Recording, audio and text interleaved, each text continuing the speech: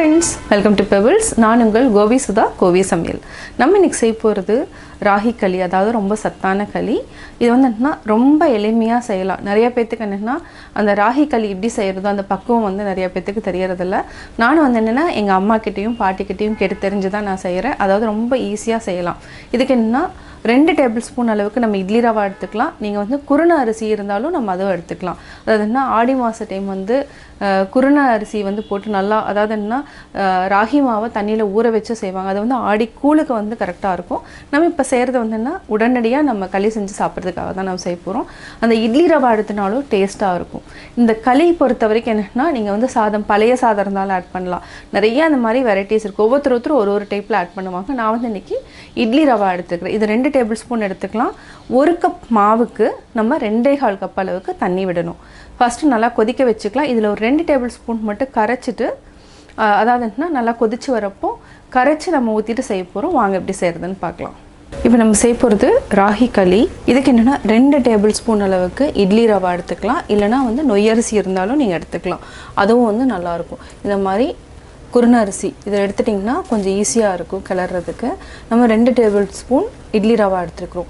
இது கூட ஒரு 200 கிராம்ஸ் அளவுக்கு ராகி மாவு எடுத்துருக்குறோம். ஃபஸ்ட்டு நம்ம என்ன பண்ணலான்னா இதில் கொஞ்சமாக எடுத்துக்கலாம். இதை வந்து ஃபஸ்ட் தனியாக எடுத்து வச்சுக்கலாம். தண்ணி ஊற்றிட்டு மிக்ஸ் பண்ணிக்கலாம். இது வந்து ஈஸியாக செய்கிறதுக்கான மெத்தடு தான். நம்ம இதையே ஃபஸ்ட்டு கட்டி இல்லாமல் நல்லா கரைச்சிக்கலாம். நல்லா கரைச்சி வச்சுட்டோம். இப்போ அடுத்தது ஒரு குக்கர் ஏதாவது எடுத்துக்கலாம். இதில் வந்து நம்ம 1 கப் எடுத்துருக்குறோன்னா இதில் ஒரு 2.25 கப் அளவுக்கு நம்ம தண்ணி விட்டுக்கலாம். இதுதான் வந்து அளவு. 1 2 தண்ணி விட்டுக்கலாம். எப்போவுமே என்னென்னா களி செய்கிறப்போ இந்த மாதிரி ஸ்ட்ராங்காக இருக்கிற குக்கர் எடுத்துக்கணும். அதாவது பாத்திரம் வந்து அடியில் வந்து நல்லா கனமாக இருக்கணும். அப்போ தான் வந்து கிண்டுறதுக்கு வந்து நல்லா ஈஸியாக இருக்கும். அது இல்லைன்னா நீங்கள் வந்து குக்கர் ஏதாவது எடுத்துக்கலாம். இப்போ நம்ம கேஸ் ஆன் பண்ணிக்கலாம். ஆன் பண்ணியாச்சு. ஃபஸ்ட்டு என்னென்னா நம்ம வந்து இட்லி ரவாவையும் சேர்த்துக்கலாம். கொதிச்சதுக்கப்புறம் போடலாம், அதுக்கு முன்னாடியும் போடலாம். இதுவும் சேர்த்து நல்லா கொதிக்கட்டும். இது கூட உப்பு கரையிற மாதிரி நம்ம கல்லுப்பே ஆட் பண்ணிக்கலாம். கொஞ்சமாக சேர்த்துக்கலாம். இப்போ பார்த்திங்கன்னா அதாவது இட்லி ரவா, அரிசி ரவா, குருணை அரிசின்னு சொல்லுவாங்க, நல்லா கொதிச்சிருச்சு. இப்போ ஆல்ரெடி நம்ம கலக்கி வச்சிருக்கிற ராகி மாவு அதாவது 25 கிராம் இருக்கும். இதையே நம்ம ஆட் பண்ணிக்கலாம். இன்னும் கொஞ்சம் தண்ணி விட்டு ஆட் பண்ணிக்கலாம். ஃபஸ்ட்டு இது கொஞ்சம் நல்லா கெட்டி ஆகணும். கெட்டி ஆனதுக்கப்புறம் இப்போ சிம்மில் வச்சுக்கோங்க. இப்போ பார்த்திங்கன்னா நல்லா கலர் வந்து சேஞ்ச் ஆக ஆரம்பிக்கும். இது வந்து என்னென்னா ரொம்ப ஈஸியாக செய்யக்கூடிய ஒரு மெத்தடு தான். இப்போ பார்த்திங்கன்னா கலர் கொஞ்சம் கொஞ்சமாக அப்படியே சேஞ்ச் ஆகிட்டே வரும். அந்த டைமில் நம்ம வந்து இந்த மாவை அப்படியே வந்து கொட்டிடணும். கொட்டிட்டு கை எடுக்காமல் நல்லா கிளறணும். இப்போ நம்ம அப்படியே கொட்டிடலாம். கொட்டிட்டு என்னென்னா ஸ்லோவாக இப்படி வச்சு கிளறணும். இது கொஞ்சம் கட்டி வந்து பிடிக்கத்தான் செய்யும். நம்ம அதுக்கு தான் வந்து இட்லி ரவா ஆட் பண்ணிக்கிறோம். இப்போ என்னென்னா நல்லா மிக்ஸ் பண்ணி கொடுத்துரும். இந்த இட்லி ரவா சீக்கிரமாக கெட்டி ஆயிரும். இப்போ பார்த்திங்கன்னா நல்லா கெட்டியாக ஆரம்பிச்சிருச்சு. இதே நீங்கள் இட்லி ரவா போடலைன்னா என்ன ஆகுனா அப்படியே அங்கங்கே வந்து கெட்டியாக ஆயிரும். நீங்கள் பழைய சாதம் இருந்தாலும் பழைய சாதமும் யூஸ் பண்ணிக்கலாம். நான் வந்து இட்லி ரவா யூஸ் பண்ணியிருக்கிறேன். இது வந்து டயபெட்டிஸ் இருக்கிறவங்க வாரத்துக்கு 2 முறையாவது எடுத்துக்கலாம். ரொம்ப உடம்புக்கு நல்லது. அதாவது எலும்பு வந்து நல்லா பலமாக்கும். இப்போ நம்ம அப்படியே போட்டுட்டு மூடி வச்சுக்கலாம். ஒரு 5 மினிட்ஸ் வந்து மூடணும். இதில் அப்படியே வந்து கொஞ்சமாக இருக்குது. இதையும் நல்லா மிக்ஸ் பண்ணிவிட்டு மூடிக்கலாம். இன்றைக்கி என்ன குக்கரில் வச்சு 2 விசில் விடணும் அப்படிங்கிற அவசியம்லாம் கிடையாது. இது ரொம்ப ஈஸியாகவும் நீங்கள் செய்யலாம். ஒரு 5 மினிட்ஸ் வந்து நம்ம அப்படியே மூடி வச்சுக்கலாம். அதாவது லைட்டாக நீங்கள் தண்ணி வந்து அப்படியே ஓரமாக தெளித்து விட்டுட்டு இப்போ மூடி வச்சுக்கலாம். ஒரு 5 மினிட்ஸ்க்கு அப்புறம் நம்ம எடுத்துக்கலாம். அதாவது ஆஃப் பண்ணிக்கலாம். 5 மினிட்ஸ் ஆகிடுச்சு. பார்த்திங்கன்னா களி ரெடி ஆகிடுச்சு. இன்னும் கொஞ்சம் நேரம் ஆச்சுன்னா கெட்டி ஆகிடும். இப்போ நம்ம ஆஃப் பண்ணிக்கலாம். இது வந்து கரெக்டான பதம். கலரும் பார்த்திங்கன்னா நல்லா சேஞ்ச் ஆகிடுச்சு. வெந்துருச்சு அப்படின்னு செக் பண்ணுறதுக்கு என்னென்னா நம்ம இப்படி தொட்டு பார்த்தோன்னா ஒட்டாமல் இருக்கும். இப்போ வந்து வெந்துருச்சுன்னு அர்த்தம். ஒட்டுச்சுன்னா இன்னும் வந்து வேகலைன்னு அர்த்தம். இதான் வந்து களியினோட பதம். இப்போ நம்ம ஆஃப் பண்ணிக்கலாம். இப்போ களி பார்த்திங்கன்னா நல்லா கெட்டி ஆகிடுச்சு. ஒரு 10 நிமிஷம் 20 நிமிஷம் அப்படி வச்சிங்கன்னா அப்படியே கெட்டி ஆகிடும். இப்போ நம்ம இதை வந்து ஒரு பாத்திரத்தில் தண்ணி வச்சுக்கோங்க.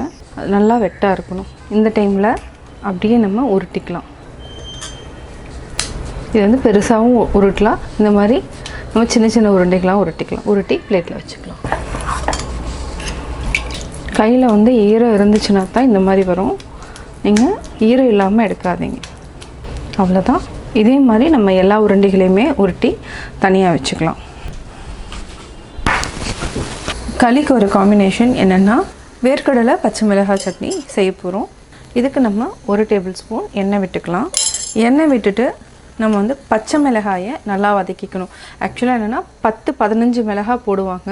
நான் வந்து என்னென்னா இது காரமாக இருக்கிறதுனால வெறும் 6 மிளகாய் மட்டும் ஆட் பண்ணுறேன். இது கொஞ்சம் வெடிக்க ஆரம்பிக்கும். இதை நம்ம அப்படியே திருப்பி விட்டுக்கலாம். பச்சை மிளகாயை நல்லா வதக்கிட்டோம். இதை நீங்கள் ஒரு தனியாக பிளேட்டில் எடுத்து வச்சுக்கலாம். வேர்க்கடலை பச்சை மிளகாய் சட்னிக்கு என்னென்ன தேவையான பொருள்கள்னால், இதுக்கு நம்ம ஒரு 100 கிராம் அளவுக்கு வேர்க்கடலை எடுத்தால் 50 கிராம் பொட்டுக்கடலை, இதுக்கு ஒரு 2 பத்தை வந்து நம்ம தேங்காய் எடுத்துக்கலாம். துருவன தேங்காய் இருந்தாலும் எடுத்துக்கலாம். கருவேப்பிலை 2 ஈர்க்கு, ஒரு 20 பூண்டு, சின்ன வெங்காயம் 2 இருந்தாலும் நம்ம ஆட் பண்ணிக்கலாம். புளி கொஞ்சம். இது வந்து என்ன, பச்சை மிளகாய் எப்போவுமே இந்த சட்னி பொறுத்த வரைக்கும் நம்ம வந்து நல்லா வதக்கிட்டு ஆட் பண்ணணும். அப்போ தான் வந்து டேஸ்ட்டாக இருக்கும். இதுதான் வந்து இதை வந்து நம்ம அப்படியே போட்டு அரைச்சிக்கலாம். இது தாளிக்கிறதுக்கு என்னென்ன பொருள்கள்னு பார்க்கலாம். பச்சை மிளகாயை வறுத்த அதே கடாயில் நம்ம இன்னொரு டேபிள் ஸ்பூன் எண்ணெய் விட்டுக்கலாம். எண்ணெய் விட்டுட்டு எண்ணெய் நல்லா காயிட்டும். காஞ்சதுக்கப்புறம் கடுகு ஒரு 1/2 டீஸ்பூன் எடுத்துக்கலாம். இது கூட சீரகம் ஒரு 1/4 டீஸ்பூன் எடுத்துக்கலாம். நல்லா பொரிஞ்சதுக்கப்புறம் வரமிளகாய் ஒரு 2. உங்களுக்கு காரம் வந்து ஜாஸ்தி வேணுனாலும் அது அப்படியே எடுத்துக்கலாம். எடுத்ததுக்கப்புறம் நம்ம வெங்காயம் எடுத்துக்கலாம். பெரிய வெங்காயம் நீட்ட வாக்கில் கட் பண்ணிக்கோங்க. இதை வந்து நல்லா உதிர்த்து விட்டு போட்டுக்கலாம். இது வந்து களிக்கு சாப்பிட்றப்போ நல்லா டேஸ்ட்டாக இருக்கும். இதை நல்லா வதக்கிட்டு ஆஃப் பண்ணிவிட்டு கொத்தமல்லி ஆட் பண்ணிக்கலாம். இதுக்கு நம்ம கொத்தமல்லி ஒரு கைப்பிடி அளவுக்கு ஆட் பண்ணிக்கலாம். கேஸ் ஆஃப் பண்ணிக்கலாம். நல்லா அப்படியே வந்து மிக்ஸ் பண்ணி வச்சுக்கோங்க. இந்த கொத்தமல்லி வந்து என்னென்னா நாட்டு கொத்தமல்லி, நல்லா வாசனையாகவும் இருக்கும். அதே மாதிரி சத்துக்கள் நிறைஞ்சது, விட்டமின்ஸ் மினரல்ஸ் எல்லாமே இந்த கொத்தமல்லியில் இருக்குது. எப்போவுமே இல்லைன்னா நார்மலாக நாட்டு கொத்தமல்லி வந்து கிராமங்களில் தான் அதிகமாக கிடைக்கும். அதாவது நாமக்கல், கோபிச்செட்டிப்பாளையம் இந்த மாதிரி இடங்களில் வந்து இது கிடைக்கும். ஒரு சில இடங்களில் கிடைக்கும். ஆனால் வந்து நாட்டு கொத்தமல்லி எப்படி பார்க்கணுன்னா, அதனோட ஸ்டெம் வந்து ஹார்டாக இல்லாமல் ரொம்ப லேசாக இருக்கிறது தான் நாட்டு கொத்தமல்லி. இதை வந்து நம்ம அப்படியே வச்சுக்கலாம். இதை அரைச்சி எடுத்துகிட்டு அப்படியே ஆட் பண்ணிக்கலாம். வேர்க்கடலை, பூண்டு, கருவேப்பிலை, புளி, பொட்டுக்கடலை, தேங்காய், பச்சை மிளகாய் இதை வந்து நல்லா பேஸ்ட் பண்ணி எடுத்துக்கலாம். இது கூட தேவையான அளவு உப்பு சேர்த்துக்கலாம். இப்போ நம்ம சட்னி அரைச்சிட்டோம். தண்ணி ஊற்றிக்கலாம்.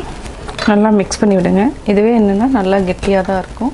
நல்லா மிக்ஸ் பண்ணிவிட்டு இப்போது ஆல்ரெடி வந்து நம்ம சீரகம், கடுகு, வெங்காயம், கொத்தமல்லி, வரமிளகாய் தாளித்து வச்சுருக்கோம். இதையும் ஆட் பண்ணிக்கலாம். இது வந்துன்னா ஒரு களிக்கு வந்து ஒரு நல்ல காம்பினேஷன். இந்த மாதிரி நீங்கள் சாப்பிட்ருக்க மாட்டீங்க, இதை ட்ரை பண்ணி பாருங்கள். சுவையான பச்சை மிளகாய் வேர்க்கடலை சட்னி ரெடி. பவுலில் ஊற்றிக்கலாம். நீங்கள் தனியாக சாப்பிட்ணுன்னு ஆசைப்பட்டீங்கன்னா ஒரு சின்ன பிளேட் எடுத்துக்கலாம். நீங்கள் களியில் வந்து சட்னியை வந்து அப்படியே மேலே ஊற்றியும் சாப்பிட்லாம். இது வந்து என்னென்னா இன்னும் கொஞ்சம் தண்ணி ஊற்றிட்டிங்கனாலும் நல்லாயிருக்கும். சுவையான ராகி களி பச்சை மிளகாய் வேர்க்கடலை சட்னி ரெடி. ராகி களி எப்படி செஞ்சேங்கிறத பார்த்தீங்க. நீங்களும் வீட்டில் ட்ரை பண்ணி பாருங்கள். பார்த்துட்டு உங்களுடைய கமெண்ட்ஸ் எனக்கு சொல்லுங்கள். லைக் பண்ணுங்கள், ஷேர் பண்ணுங்கள், மறக்காமல் சப்ஸ்கிரைப் பண்ணுங்கள்.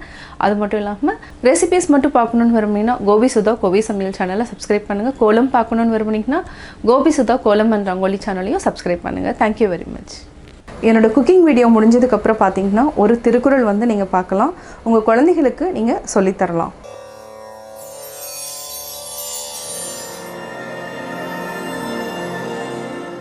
நன்றாற்றலுள்ளுந் தவறுண்டு அவரவர் பண்பறிந்தாற்றா கடை.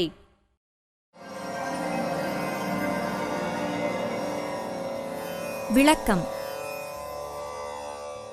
அவரவரது இயல்புகளை நன்றாக அறிந்து அவரவர்க்கு தகுந்தவாறு செய்யாவிட்டால் நன்மை செய்வதிலும் கூட குற்றம் உண்டாகிவிடும்.